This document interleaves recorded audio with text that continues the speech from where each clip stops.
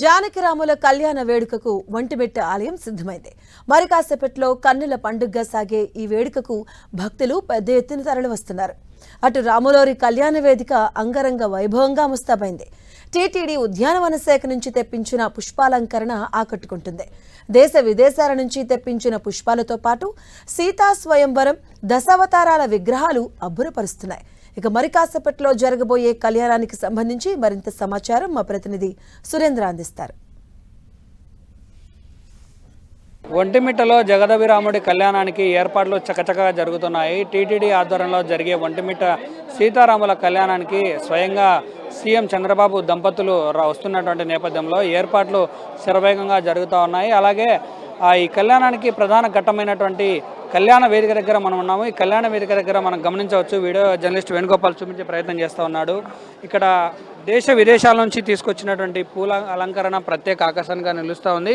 అలాగే టీటీడీ ఆధ్వర్యంలో ఉద్యానవన శాఖలో వాళ్ళు పండించినటువంటి పుష్పాలు, పండ్లు, అలంకారం మొత్తం కూడా ఇక్కడ కళ్యాణ వేదిక దగ్గర తీసుకొని వచ్చి ప్రస్తుతం ఏర్పాట్లు చేస్తూ ఉన్నారు.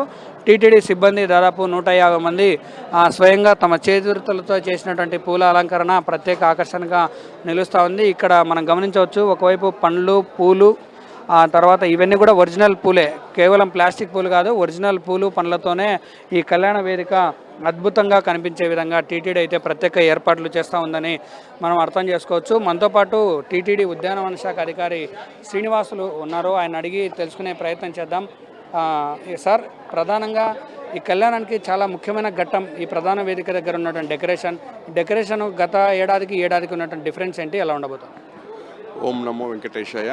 ఉన్నతాధికారుల ఆదేశం అనుగుణంగా ఈ కళ్యాణ వేదికని మన తెలుగు సాంప్రదాయం ఉట్టిపడే విధంగా పూర్తిగా చెరుకు గడలు, మామిడికాయలు, టెంకాయలు, అరటికాయలతో ఏర్పాటు చేస్తున్నాము. అలాగే మనకి అరుదైన పుష్పాలు సుమారు 12 రకాల కట్ ఫ్లవర్స్, 6 రకాల సాంప్రదాయ పుష్పాలను తీసుకొచ్చాము.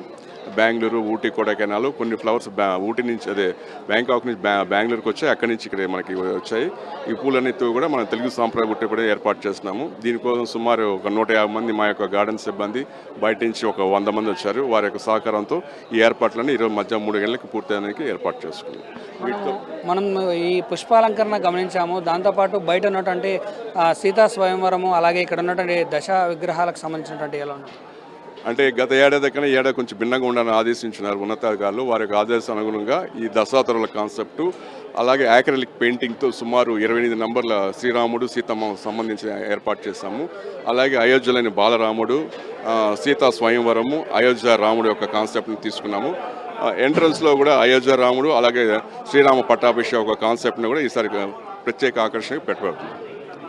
ఇది మొత్తంగా చూస్తే ఈ సాయంత్రం జరిగే సీతారాముల కళ్యాణానికి గత ఏడాదితో పోలిస్తే ఈసారి సీతా స్వయంవరానికి సంబంధించినటువంటి ఉత్సవ విగ్రహాలతో పాటు ఇక్కడ ప్రదర్శనకు నిలువుటద్దంగా నిలిచేలా ఆకర్షణగా నిలుస్తోంది. అలాగే దశావతారాలు, అలాగే ఎంట్రెన్స్లో కూడా సీతారాములకు సంబంధించినటువంటి పట్టాభిషేకానికి సంబంధించినటువంటి విగ్రహాలు కూడా కనిపిస్తాయి.